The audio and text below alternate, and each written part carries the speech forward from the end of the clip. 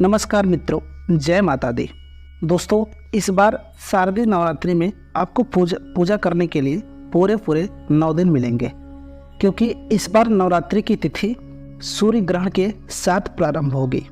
तो ऐसे में आप जानेंगे क्या आपको सुबह का पूजा करना चाहिए या नहीं।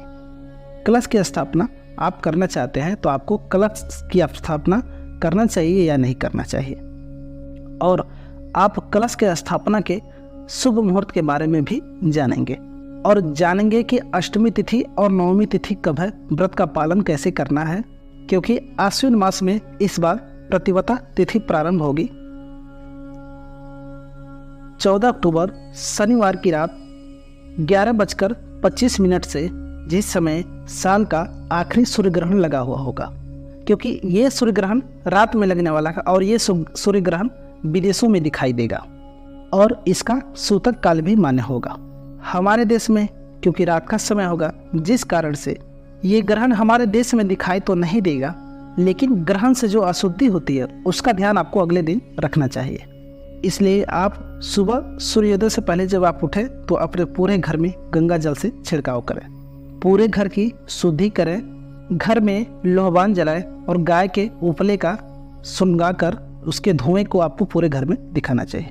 और ख़ास तौर पर लौंग का जोड़ा और कपूर जलाकर उसका धुआं आपको पूरे घर में दिखाना चाहिए, ताकि ग्रहण का कोई भी नकारात्मक प्रभाव आपके घर पर ना पड़े।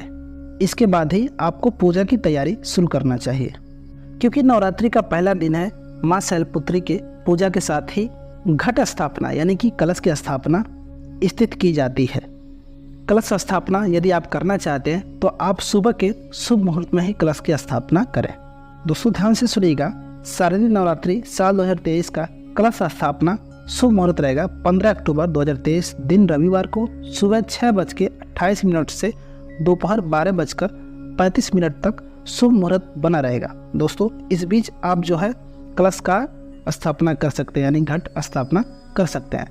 अभिजीत मुहूर्त सुबह 11:49 से 12:35 तक अभिजीत मुहूर्त रहेगा।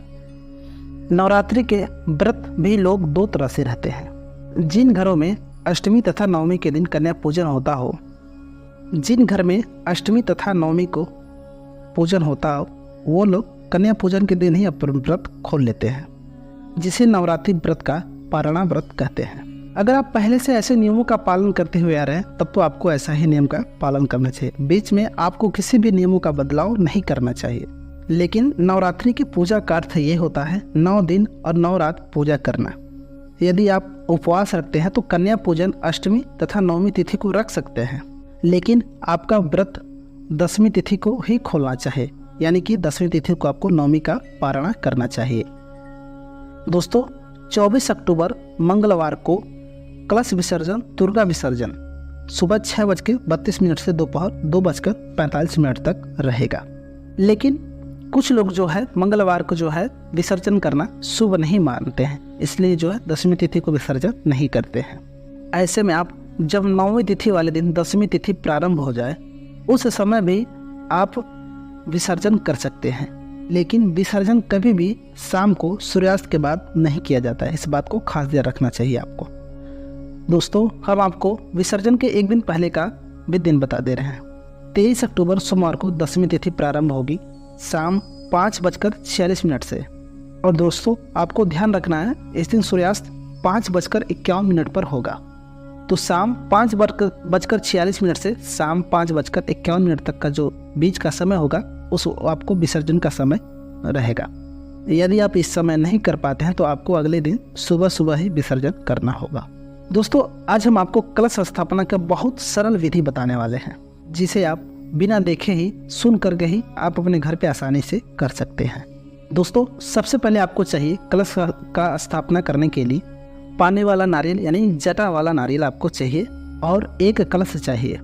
कलश आप मिट्टी का ले तो ज़्यादा अच्छा है, क्योंकि ये पंच रत्न से बना हुआ होता है।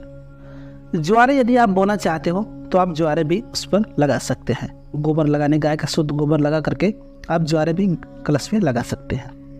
दोस्तों, सबसे पहले आपको चौकी को सजानी होगी, और कैसे सजाना है आपको हम बताते हैं। चौकी को अच्छे से साफ सफाई कर लेना है और उस पर लाल या पीले रंग का वस्त्र बिछा देना है। सबसे पहले आपको गणेश जी की प्रतिमा को स्थापित करना है, उसके बाद माता दुर्गा की प्रतिमा को स्थापित करना है। उसके बाद आपको कलश लेना है जिसमें आपको शुद्ध जल भरना है। फिर एक सिक्का, लौंग, सुपारी, लौंग फूल वाला ही होना चाहिए और लौंग का जोड़ा ही डालना चाहिए और कमल गट्टा भी डाला जाता है और हल्दी की गांठ, ये सारी चीज़ें आपको कलश के अंदर डालना है। इस प्रकार सारी चीज़ें आप जब कलश के अंदर डालते हैं तो ओम दुम दुर्गाय नमः उस समय इस मंत्र का आप जाप करते रहें। कलश में वास करने वाले सभी शुभ शक्तियों का आह्वान करें, माँ दुर्गा का आह्वान करें और माँ गंगा का आह्वान करें और उसके बाद आप पूरे सच्चे श्रद्धा और विश्वास के साथ नारियल के ऊपर लाल कपड़े लपेटकर उसके ऊपर आप चुनरी लपेट दीजिए। उसके बाद आपको कलावा से उसको लपेटकर बांध देना है और नारियल को तिलक लगाना है। उसके बाद जो कलश आपने स्थापित किया है उसके ऊपर आम या अशोक के 5 पत्ते एक साथ लगे हुए हों, पत्ते को स्थापित करें। उसके ऊपर आपको पूर्ण पात्र रखना है, जैसे मिट्टी का हो, जिससे कलश का मुंह बंद हो जाए और उसके ऊपर थोड़े से अक्षत रखनी है। उसके ऊपर आपको नारियल को स्थापित करना है। नारियल का जो हिस्सा टहनी से जुड़ा हुआ होता है वो हिस्सा आपको अपनी तरफ रखना है, यानी कि नारियल को लेटा करके ही रखना है। दोस्तों, कलश के मुंह पर कलावा जरूर बांधें और इस तरह से आप कलश की स्थापना करें। यदि आप ज्वारे बोना चाहते हो, कलश के नीचे आपको ज्वारे बोना हो तो एक मिट्टी का पात्र लें, उसमें शुद्ध जगहों से लेकर के मिट्टी बिछाएं और उसमें शुद्ध गाय का गोबर मिक्स करके उसमें बिछा दें। उसके बाद आपको ज्वार उसमें बो देना है। उसके ऊपर जौ छिड़क कर उसके बाद उसको उगने में कोई दिक्कत नहीं होगा। दोस्तों, जो जौ होते हैं उसको एक दिन पहले भिगो के रखना चाहिए ताकि वो जल्दी अंकुरित होकर के उसमें पौधे बन जाए, यानी कि उग जाए। और इस प्रकार से जौ को बोने के बाद फिर से उसके ऊपर थोड़ा सा मिट्टी को बिछा दीजिए। अब उसमें आपको थोड़ा थोड़ा हल्दी का छिड़काव करना चाहिए, साथ ही आपको जल का भी छिड़काव करना चाहिए और उसके ऊपर कलश की स्थापना आपको कर देनी है। जो नारियल सहित कलश आपने स्थापना की है उसको उसके ऊपर रख देनी है। हर दिन आप थोड़ा थोड़ा जल का छिड़काव इस मिट्टी पर करते रहें ताकि ये बहुत जल्दी हरा भरा हो जाएगा। और यदि आप चाहें तो ज्वार जिसमें बोए हैं उसको आप माता के दाहिने तरफ रख दें और जो कलश है उसे आप माता की दाहिने ओर रख दीजिए। दोस्तों, ध्यान रखें, कलश हमेशा माता के दाहिने तरफ ही रखना चाहिए। कलश स्थापना करने के साथ साथ आप हर दिन सुबह और शाम कलश की पूजा करें, यानी कि 9 दिन जब तक नवरात्रि होता है सुबह और शाम आपको कलश की पूजा करना चाहिए। और एक बात का आपको खास ध्यान रखना है कि कलश के ऊपर रखा हुआ नारियल आपको बार बार नहीं हटाना है। विसर्जन वाले दिन ही नारियल को हटाया जाता है। और दोस्तों, कलश स्थापना के समय जो जल आपने उसमें भर दिया उसको ऐसे ही उसमें रहने देना है, उसको नहीं आपको बदलना है। दोस्तों, हर बार उस जल को न तो बदला जाता है न ही और उसमें जल को भरा जाता है। यदि आप चाहते हैं तो कलश स्थापना के साथ ही आप 9 ग्रहों का भी स्थापना कर सकते हैं, जिसमें आप 9 सुपारियाँ लेकर के माता जी के चौकी के ऊपर अक्षत लेकर थोड़े थोड़े अक्षत रख कर उसके ऊपर 9 सुपारी को रख देना है और उन सभी को वस्त्र रूपी जनेऊ अर्पित करना है। फिर सभी 9 ग्रहों को स्थापित करके सभी 9 ग्रहों से शांति के लिए कामना करना है। इस प्रकार से धूप दीप जलाकर सुबह और शाम 9 ग्रहों की भी पूजा करें और कलश की भी पूजा करें। यदि कलश स्थापना की सबसे आसान विधि जिसे अभी भी कर सकते हैं। दोस्तों, कम से कम सामग्रियों का प्रयोग हमने आपको कलश स्थापना के लिए बताया।